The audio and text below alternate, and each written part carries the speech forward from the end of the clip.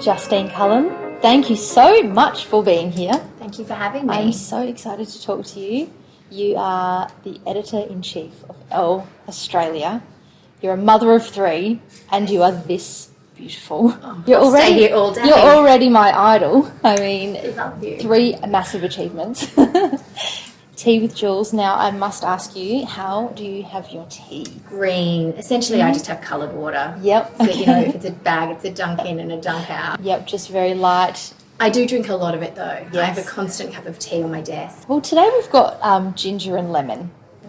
But I really wanted to chat with you today because you're a bit of an icon in the fashion industry as far as fashion magazines go. So it is really my honour to have you because I've been a massive fan of you, especially since Shop to Drop, because that was my favourite growing up. I absolutely love that magazine and that had a lot to do with you.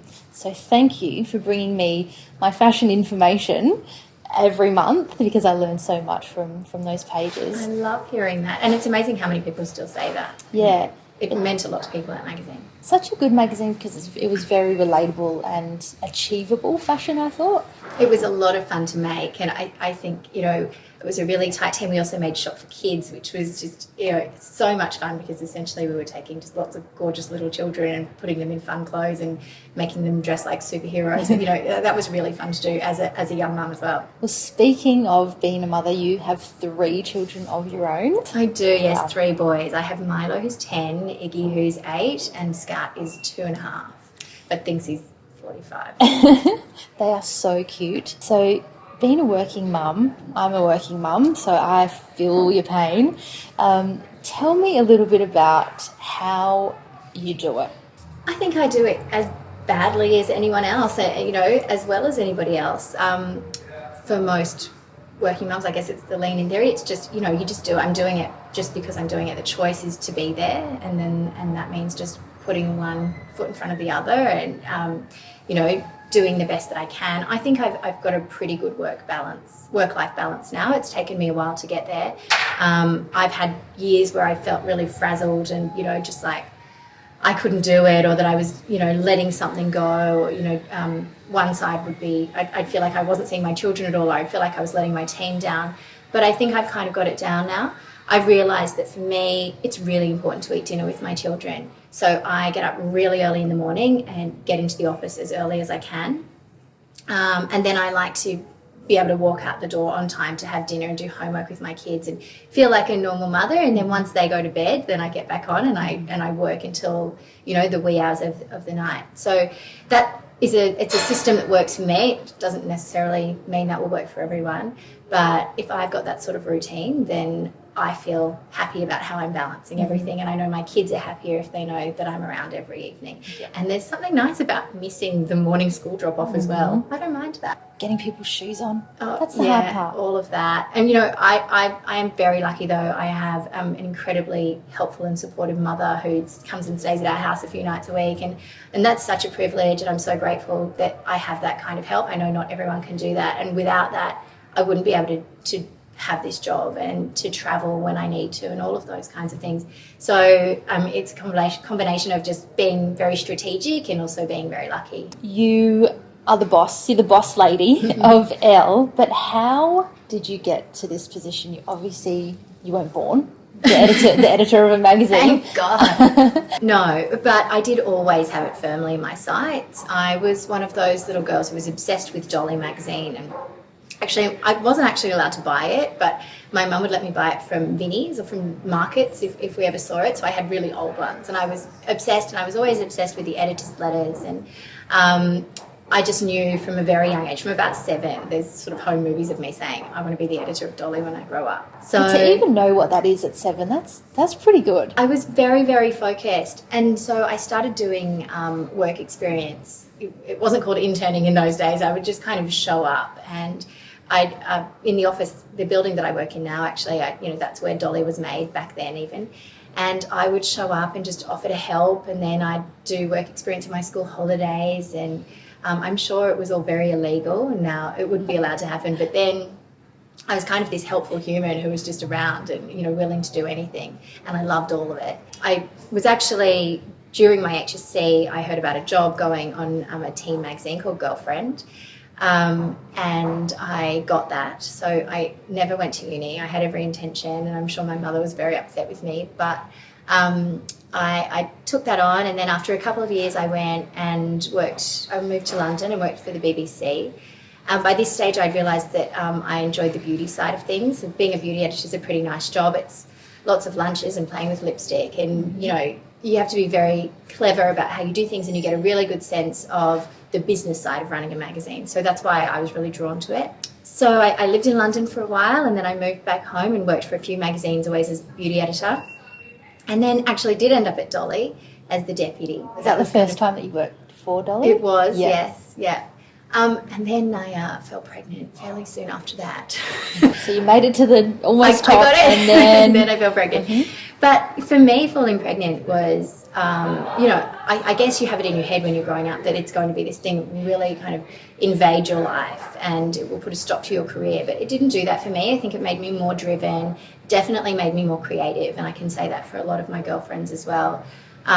It made me more keen to make my mark, I guess. I didn't want to kind of be lumped in and just be a mum. So I eventually took on a job part-time at Shop Till You Drop, which had just launched. And they invited me to create Shop for Kids for them on the side. I was beauty and style director, but then they invited me to do Shop for Kids. So I did that for a little while, and then eventually the editorship came up, and I took that job. And how old was your baby at that point? Well, by this point I had two. I did the first issue of Shop for Kids just before, while I was pregnant with my second, Iggy. And then I knew that given that it was only coming out a couple of times a year, if I didn't do the second one, somebody else would take the gig on and they'd need to do it. So I ended up taking that on when he was about maybe 8 weeks old. But I was really lucky, and the company was always very good to me, and they knew that I'd do the job. So I was in and out of the office, and I was doing a lot of it from home. So, one of those circumstances that, has a lot to do with, effort and a lot to do with luck as well. Mm. So I was the editor of Shop for about 5 years, and we had some amazing wins. I won Editor of the Year, and we won Magazine of the Year a couple of times. And it was just, they were beautiful days. But I had always wanted to work on ELLE magazine, and it had been a dream of mine for such a long time. It's my favourite magazine internationally. I love what it stands for, that it's a fashion magazine, but that it's made for for a modern woman, and that it's more about the woman than it is about the clothes. When I heard that we had bought the licence for ELLE in Australia within our company, I started being incredibly, I would say, stalkerish with management about getting the job, and I did lots of 30-page presentations on why I should be the editor, and this process went on for a very, very long time. Interestingly, I got married through this period, and I remember saying to someone who worked at the company, I'd love to have another baby, but I really want the ELLE job and I don't know what to do. And this guy was quite cynical, and he sort of rolled his eyes and said, you could go and you could get married and you could try to fall pregnant and you could fall pregnant and you could have this baby and you could come back to work and they still won't have launched it. And that's exactly what happened in the end. Mm-hmm. So I got the job just after Scout was born. Mm-hmm. And I ended up having to start, I had every intention of taking the year off for maternity leave. I think I started back when he was about 12 weeks old, into launching another baby. My goodness, you're Wonder Woman. No, I think it's just a matter of choice. I chose to be doing it, and now I'm doing it to the best of my ability, and I've become incredibly good at time management. That's probably, if I've got one sort of superwoman skill, that's what it would be. There's something very powerful, and you mentioned it before, about your mum and having help. I think there's something very powerful about asking for help. I know with myself, It took me a very long time because I thought that was weak. I just wanted to do it all myself. That's so interesting. I've never had that problem. Yeah, I'm always quite happy to put my hand up for help. Yeah. Look, I do believe it takes a village, and it's probably something to do with how I grew up. My mum was a single mum, and my grandparents played a huge role in my life and my extended family. I've got aunts and uncles who are more like, co-parents for me. And there were always just a lot of us around and a lot of people helping, and it was automatic for me to think that my children would have that same experience. Mm-hmm. But I've got friends who, where all their family are interstate, and that's when I think you're a superwoman, when you can do it without that kind of family help. Because even I think if you have a nanny, for me, I go to work and I don't really have to think about the kids the whole time. I miss them, but I can get in and do my job, and I know there's nothing in me that worries about the fact that they're not being looked after properly because it's my mum. You're right. If you go to work and you're feeling worried about your kids and if they're okay and are they being fed and their safety and all of that, then you can't concentrate and you can't be the best at what you do in your job. Definitely. And I think that gives me, one of the reasons I can walk out of the door and feel okay about that. And I think it's a bit of a fallacy that we all think we need to be chained to our desk to show that we're working hard. There's nothing that you can't do from an iPhone. And I know that when I go to the shows twice a year and you're away for a few weeks, I still function. I still manage the magazine as if I was at my desk. Yeah. But I think that being able to just go there and throw myself into a day at the office, and just work and think about nothing else, that's what makes me feel more confident about leaving when I want to leave, and then I throw myself into being a mum. I think that's the way to do it. When you're at home and you're on 100% with the kids. When you're at work, 100% on work. Definitely. Now, Elle, you're a lover of, see, your eyes just lit up. I said Elle and you're like, yay. You obviously love it wholeheartedly, and you said it was your favourite international magazine. How excited were you when you heard it was coming to Australia? I mean, obviously I was excited at the potential to edit it, but I was excited as a reader anyway, because I really felt like in Australia we had these beautiful luxury fashion magazines and we had younger magazines that were more accessible, but there was nothing in the middle. And when I looked at myself and my girlfriends, we are people who wear, a designer label with, some chain store, and I want to know about more than just fashion. It's not that I don't necessarily want to read 8 pages on a designer. I want to read about musicians and artists, and I want food, and I want to see a beautiful home, and I want it all in one kind of magazine package. And so I was really excited just to know that this magazine would be on the market here for me to read. So what do you think it takes to be an editor? I mean, there's so many different jobs within a magazine. What are the things that rise you to the top? A bit of madness, definitely.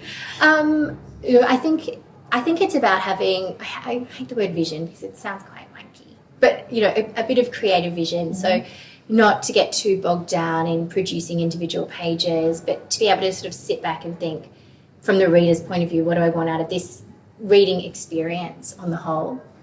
A lot of my job, outside of coming up, working with the different departments on their sections, but it's the voice of the magazine. And if this magazine was a person, who would she be and how would she relate to the Australian woman? You also need just a really good business sense. I think people look at editors and they forget that I'm running a P&L. I'm running a business like any other. I've got to balance the books, and I've got to, in these days there's less budget than ever before, so it's about being really clever with how you manage that, what you can get for your dollar, and a lot of just managing the team and there's a lot of politics and hierarchy that goes on in magazines, and being able to retain a happy team is a huge part of it.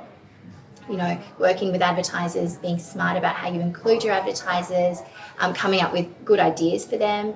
It's all, I guess it's kind of being a jack of all trades. Mm-hmm. Like putting a big jigsaw puzzle together. Yeah, and having a lot of different hats. So, one minute I can be an absolute creative, and the next minute I'm a salesperson, and the next minute I'm a marketer.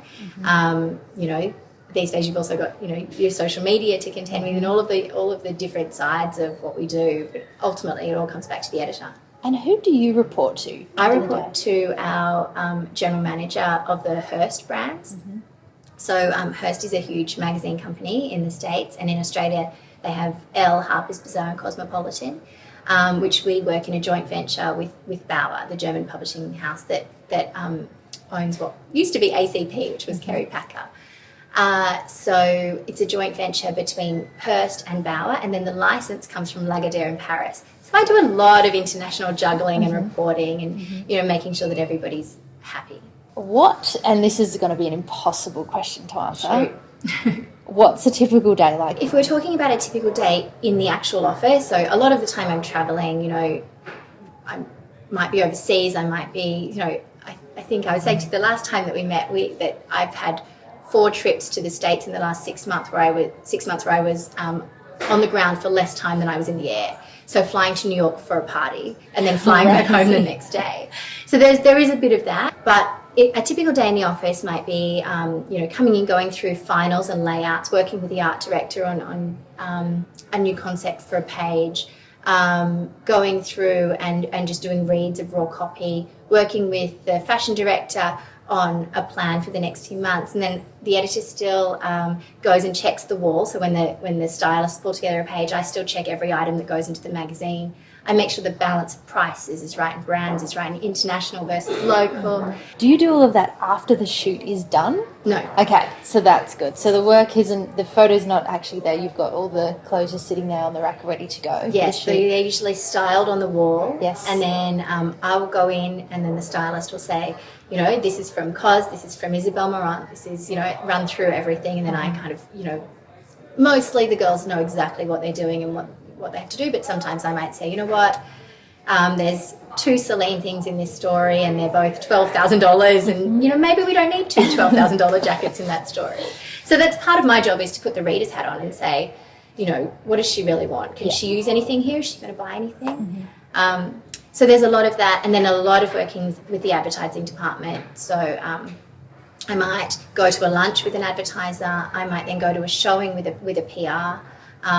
Just to kind of know what's out there in the market. Sounds busy. Sounds fun though. It's pretty busy, yeah. It's pretty non-stop. There's not a lot of time for office chatter. Everyone who comes into our office can't believe how quiet it is. Really? It's really, everybody's just really got their job to do and knows what they're doing. And, like all magazines, like most businesses these days, we're pretty under-resourced. So everyone's just in there and doing it. And, it's an incredible environment to have 18 to 25 people with the same kind of outlook on life together. And when we get together for an ideas meeting, there's nothing more exhilarating when you're talking about just what's going on in the news and what sort of things are we talking about, what's on the zeitgeist. But there's not a lot of time for that. They're usually pretty scheduled time for chat, and most of the time it's just heads down and typing. Let's talk about covers. Now, what qualifies a cover girl? It's such a, it's a vague term, but it's about spirit. So I don't want to run just the same, rom-com stars all the time. For me, the ELLE brand, it's sexy, smart and spirited. So we try to find people who are maybe just a little bit topical at the time, or somebody who just sums up an energy. I think ELLE has definitely got a really positive energy to it around the world, and that's something that we try to portray in our covers. Now let's talk about one little controversial cover in recent times, NICOLE TRUNFIO. Yes. You shot her. She was a new mother, so she just had a newborn baby, and she had a baby on set. Baby was in a photo shoot. Yep. She's a gorgeous woman, and she breastfed, and you guys captured that and put it on the subscribers cover. That's right. Yeah. That was an amazing moment. We were always shooting her with Zion, her little baby, who's the most delicious thing you've ever seen. And there was a moment in between a shot when it was the first time he cried through the whole shoot. And he just kind of whimpered a little bit. And she said he needed a feed. So she just pulled her jacket off and she started feeding him with a blanket. And we just I looked at the photographer and the stylist. We all kind of just looked together and we were like, oh, do you think you'd mind if we just shoot this? And she was totally fine. So we moved her on the set and whipped off the blanket, and it was such a powerful shot. And we tossed up, is this something that we should be running on the cover? And I really felt like it was such a beautiful image, why not? And with this cover, it was an opportunity to run it, to not run cover lines, to have something that had a message to it. That we thought that our audience would really love, and it went absolutely crazy. As a woman and as a mother, I think it's a beautiful, natural thing, of course. But to put it into people's faces and into the public eye it's a very bold move from you. And I guess you have to, once you make those decisions, you just have to stand by it and go with it and believe in what you've done. And I think the funny thing was, of course when a cover's going to get attention, but even I wasn't expecting it to blow up the way that it did. And, we were looking at it thinking, you run a bikini shot or an evening gown shot with so much more boob than what she was showing in that photo. And no one would even raise an eyebrow. Mm-hmm. But, for a breast to be doing what it's there to do suddenly becomes news. And for us, yes, normalising breastfeeding in the media is an important thing to do to make women feel comfortable to do it whenever they need to. But it's also about just not judging. So, the fact that women still get, made to feel ashamed for either breastfeeding in public or for choosing not to breastfeed or for not being able to breastfeed. We just have to let that go. And I think, that's a really important part of Elle, that it's quite an accepting space for women, no matter what. It's not a judgmental magazine mentality. And Nicole was happy with how it all came out? She loved it. When we showed her for the first time, she actually, she cried. And, it was just, they hadn't shown the baby's face on social media. They hadn't said his name. So I think it was, a beautiful, powerful thing for them to do. Yeah. The Devil Wears Prada, the movie, made, absolute history and gave you kind of a little bit of an insight into the magazine world and editors and all the rest of it. I'm sure you get asked this all the time, but how accurate are we talking? Obviously, it's a work of fiction, so it's exaggerated, but there are elements of truth to it. And, everything in a magazine is totally subjective. So there's no right or wrong. You need to it's one person's opinion. And you need it to be one person, otherwise you would just go around in circles forever and ever. Yep. So there is an element of being an editor where you are playing God. Some people react better to that than others. It might bring out a not so great side in someone.